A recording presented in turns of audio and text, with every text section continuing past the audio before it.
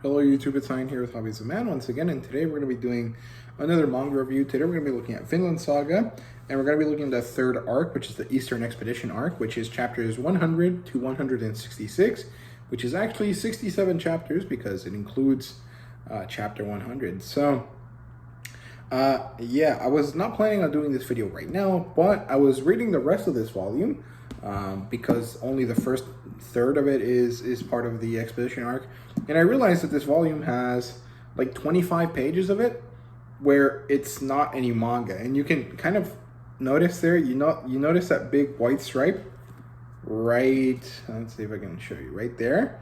Yeah, that's all pages in this book that are not manga. They're like some sort of book about accountability or something. And well, it's kind of wild that that exists. So I'm gonna go drop this off at Barnes & Noble tomorrow, see if they'll return my money or trade it for a different copy of the volume. But I wasn't gonna have enough time in the morning to record this video, so I'm gonna record it now, and hopefully it works out. So yeah, I'm not gonna go over the book facts because it's at this point, you can watch the previous videos if you want to know the book facts. I think I mentioned it in my first one where I talk about the war arc. So yeah, and let me show you all of the books that are part of this arc because, well, there's a lot of them. So chapter 100, the start of this arc, is contained in volume 7. It's just the last chapter of this volume, so it's just one chapter. It's chapter 100. It's contained here. Then we have all of volume 8, then all of volume 9, then all of volume 10. Garm is a great character. Well, actually, I like Gudry and Hild as well. And we have number 11. This one's Thorfinn on the cover. And about a third of volume 12, the latest volume available, is also part of the Eastern Expedition arc or saga or whatever you want to call it. It's the last 6 chapters of the story. Let me see where it ends.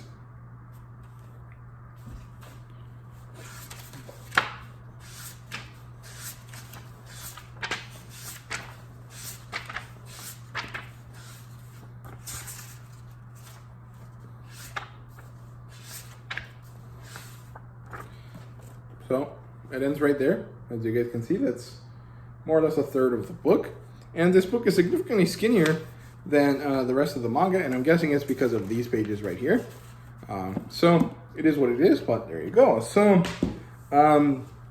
that's everything that contains this arc. Let's look at the premise first. So the premise is basically that Thorfinn has returned home. He has returned to see Helga and Ylva, and they don't know that he's himself until later, but he returns home with Leif, and then he's like, okay, Mom, Ylva, thank you guys very much for taking care of me, but I need to go see Halfdan to see if he'll give me money so that I can launch an expedition to Vinland Saga. So, or to Vinland. Vinland Saga is getting to Vinland. Vinland is the place where they want to go. So Thorfinn wants to escape this evil world and create a new peaceful utopian country. And in order to do that, he's going to need settlers, he's going to need money, he's going to need resources, and so Halfdan is the only person that he knows that can give him those things. And so he goes visits him. Halfdan doesn't want to help him, but eventually realizes that Thorfinn might be onto something, so he gives them some narwhal horns, which they have to go sell in Greece, because in Greece they cost a lot of money because they think they're unicorn horns, which is a huge scam, but it's a pretty interesting kind of concept there. And so on their journey to Greece, well, Thorfinn ends up in a lot of trouble because of his past, and he also ends up being part of a succession war for who's in charge of the Jomsvikings. And, well, my boy Thorfinn is part of the family that was in charge of the Jomsvikings from the very beginning, because if you remember, Thorkell's brother and Helga are related, or yeah, because Helga is Thorfinn's mother, and Thorkell's brother is Helga's father. So there's a direct descent of lineage there, and they're fighting against Floki and his grandson Baldur, who also has a similar level of bloodline relation to this Jomsviking throne, right? So they're embroiled in the succession war, and eventually they do manage to achieve what they have to do, but it's a whole ass journey, and it's really, really good. So yeah, the plotline here starts with Thorfinn going home, meeting his mother in Ylva, and then eventually traveling to Halfdan, like I have just explained. Turns out that Halfdan has a son called Sigurd, and he is going to be marrying this girl called Gudrid, who Leif knows because Leif's younger brother married her and then widowed her almost immediately in the first expedition to Vinland many, many years ago. And so Gudrid has been part of Leif's family, like, while not being part of their family. But the point was to ally Gudrid to Sigurd so that Halfdan could get Leif, right? The problem is that Gudrid isn't really a girl. Like, she doesn't really apply herself to the womanly arts, right? She's not interested in weaving and taking care of the home and tending sheep or anything like that. So she's not really a like wife material, and she doesn't want to be. She wants to be a sailor. She wants to explore the world. She wants to follow in Leif's footsteps. And so she kind of gets in a lot of trouble because of this, and eventually manages to stab Sigurd in the thigh by accident, mostly, on their wedding night before they can consummate their marriage. And it causes some problems, of course. And so Gudrid manages to escape, and she asks Leif and Thorfinn for help. And of course they help her. She joins the little expedition team, and her and Thorfinn and Einar and Leif and Bug-Eyes, who's also called Thorfinn, go on an adventure to Greece. And they end up traveling to a bunch of different places. And the reality is that, well, Thorfinn has hurt many people and is related to too many people. And so his troubles chase him everywhere they go. And the most meaningful first interaction with someone that he has hurt before is this character called Hild. And he meets her on this island that's, well, actually it's not an island. I think it's finally when they reach Scandinavia, somewhere in the Scandinavian area, they end up confronting Hild, who is a person that Thorfinn initially allowed to live when he was still in his warmongering days. And he taught her a very important lesson. He said, "You are weak, you are pitiful, and the reason that you are in this horrible situation is because you're weak, so get strong," right? He said something along the lines of, like, hunters hunt the weak, and you are being hunted, or something like that. So she was really angry. She took this to heart because Thorfinn killed her family, and she eventually became this very important, very big hunter who could take down bears by herself with her little self-made crossbow. And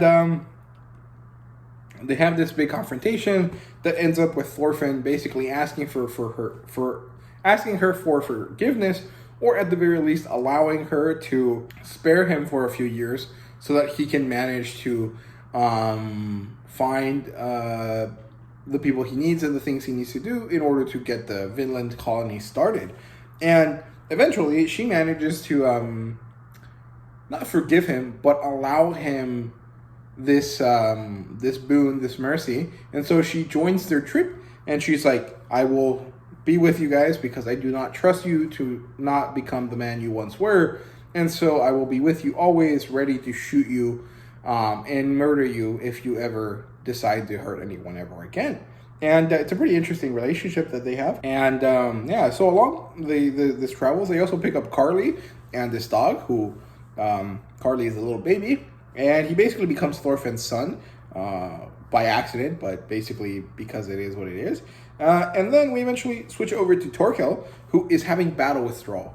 The abilities of Canute have basically made it so that there is no more war in his regions. And, well, Torkel lives for war, and so he has problems because there is none, right? So the interesting thing is that Sigurd ends up being enslaved in him, or enslaved by Torkel. And Floki is trying to do something to take over the Jomsvikings in the name of his grandson Baldur. And it's kind of interesting because this starts a succession war. It also causes some problems when everyone recognizes Thorfinn at this market in Jelling, I think is what it was. And so, well, Thorfinn's past comes back to haunt him again. Thorkel wants to fight him. He's like, no, I don't want to fight anymore. Thorkel, please stop. And then Thorfinn is taken to meet Floki. And, well, we realize that Thorfinn had never known that Floki was the one that initially wanted his dad murdered. And when he learns this, well, he kind of goes crazy and almost kills him. But we managed to avoid that for the vast majority of the time that this arc happens. And Thorkel actually wants to push for Thorfinn to be the leader of the Jomsvikings because that benefits him more than having Floki be the leader. And, well, it becomes a big issue. Again, a big succession war happens. There's this character called Angar or Agnar or something like that, who also is part of the succession war. And there's basically three groups of people. There's Angar's group, Thorkel's group, and Floki's group. Floki's group are the Jomsvikings themselves. Thorkel's group is acting for King Canute to squash the insurrection that's basically happening. And Angar is the group of people that want Thorfinn on the Jomsviking throne, right? So something happens, and this guy called Garm shows up, and Garm is named after a dog. If you guys know Cuchulainn, it's basically the same kind of idea. It's this crazy guy that has these crazy battle instincts, and he attacks someone with his teeth, and so they call him Dog Man and something like that. It's pretty interesting. And, well, Garm kills Angar and battles Thorfinn and causes this whole issue because Garm works for Floki. So Thorkel feels like Floki took away his battle, and so Thorkel is now against Floki, and he joins forces with Angar's old crew and the people that were with him. And so now we have two players on the table, Floki versus Thorkel. And, well, shit happens, and Garm manages to kidnap everyone except Bug Eyes, and he's holding them hostage in Floki's camp in order to attract Thorfinn to him so that he can battle him again. Eventually, Garm ends up battling Thorkel, and they have a great battle. And honestly, it kind of seems like Garm is like Thorkel's like spiritual descendant in some way. He's not actually related to Thorkel, but I mean, I could kind of see it because they have the same kind of hairstyle and they have the same mentality and kind of lifestyle. So it's kind of interesting that they kind of exist like that. Then we finally meet Baldur, who is Floki's grandson, and he just wants to be left in peace. He just wants to have an easy life. And, well, he's being kind of pulled around by his grandfather. And, well, Baldur decides to help people escape. And I think Baldur is also related to Thorfinn in some way. I think they're cousins. I don't remember how, but they are. And, well, Baldur helps Leif and Einar and Gudrid escape. And then there's a battle of Jomsborg, Jomsburg. Yeah, I think that's how that works. And Sigurd ends up meeting Einar and Leif, and they tell him, hey, Gudrid is still inside, and then he risks his life because he, is duty bound to help her. And so he enters the fortress with Thorfinn, and, well, he causes a commotion, and Thorfinn takes Baldur hostage, and there's this whole thing. It's a really complex kind of storyline. It's not that easy to kind of give you beat by beat. Thorfinn eventually has to battle Garm again, and, well, he manages to beat him without hurting him, and he kind of teaches Garm an important lesson here, and we get to see that he's basically taking his father's teachings really, really seriously now, and it's really, really great to see that. So then Thorfinn almost kills Floki at some point, and then Thorkel goes wild fighting this giant character called Ymir. Gudrid and Sigurd have an interaction. Then Gudrid battles Thorkel, or actually I think it's the other way around. Gudrid battles Thorkel, or tries to, and then Thorkel does this whole blushing maiden routine that he has.